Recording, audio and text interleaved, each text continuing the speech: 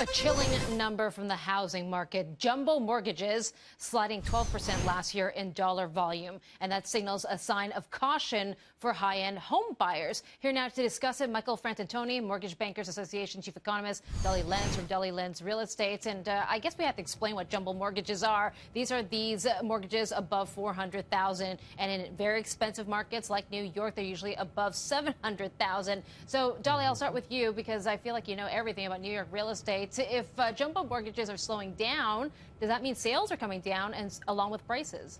Sales are coming down. Prices aren't coming down enough to kind of goose sales, and that's a big problem.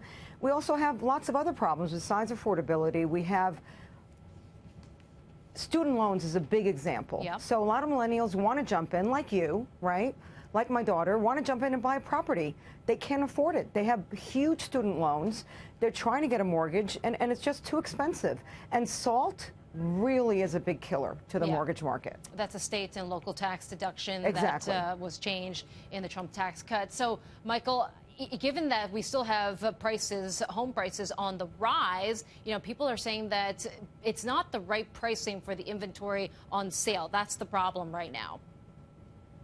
So let me try to give a little bit of a bigger picture here. You know, nationally, we're still guardedly optimistic for this year. We're expecting an increase in home sales at 2.5% to 3%. And as you said, home prices are still rising. They're just not rising as quickly. Last year, nationally, home prices were up 6%. This year, we think that'll be closer to 4%. Now, certainly, as was mentioned, at the high end of the market, we're seeing some weakness. In December of 2018, jumbo purchase applications were down 10% relative to the year prior. But the middle of the market, and particularly for first-time buyers, those millennials you're talking about, we're seeing strong growth. Right. I mean, I was looking at 30-year fix, and mortgage rates are down to 13-month lows. Dolly, does that encourage someone to get into the market? You don't have to be at the high end, but if you're in the middle to low. It definitely is encouraging for first-time home buyers or even trade-up buyers, right? Maybe they could sell their house and still get a decent mortgage on the way in. So it's definitely a good move and encouraging for everyone. But we have so many headwinds with regard to the housing market that it's just difficult to get them all done at one time. But the SALT is really giving everyone the biggest pause, right? You can't deduct your state and local income taxes over $10,000. Right. And huge increase for everyone. Yeah, right. in New York, everyone's home is, you're deducting more than $10,000. Exactly. Yeah, so. Great news for Florida, though. Right. Right. Yes, Great news for Florida. So there is good news. Yeah. Question is, where do you live? Michael, is that true? Like, so why don't you take it out the rest of the country? I mean, where are the pockets of strength where home prices are on the rise, there's strength in homes, and the weaknesses in different states? You know, honestly, we're seeing home sales volume increase in much of the country. The one exception would be, as Dolly mentioned, the high end in New York. And then in the West Coast, we really had a period of time the last couple of years where home prices were growing 8–9% per year when incomes were growing 3%. That just can't persist for very long.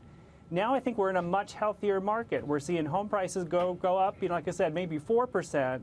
And because the unemployment rate is at near a 50-year low, we're seeing wage growth pick up. And you're particularly seeing wage growth pick up in the bottom half of the income distribution. I want to give Dolly, again, for that first-time buyer, really positive. Yeah, I wanted Dolly to tell me where the best bargains are in 10 seconds if you can. The best bargains? Yeah. Definitely areas, remote Florida. So not coastal Florida, but remote Florida. People are getting great deals. They're moving there in order to set themselves up for the future so they don't have to pay ridiculous taxes, and I think that has great growth potential. The other thing is we're finding a lot of all-cash buyers lately in the very high end because they're finding they can't get as much as they used to get on their hedge fund returns. So there's not as big a spread between the mortgage they're getting and the hedge fund return. Wow. So they're buying in cash. That's a huge. That come into this. Yeah, but it's huge. Okay, Michael and Dolly, you guys know everything. Thank you so much for sharing it today. Thank you.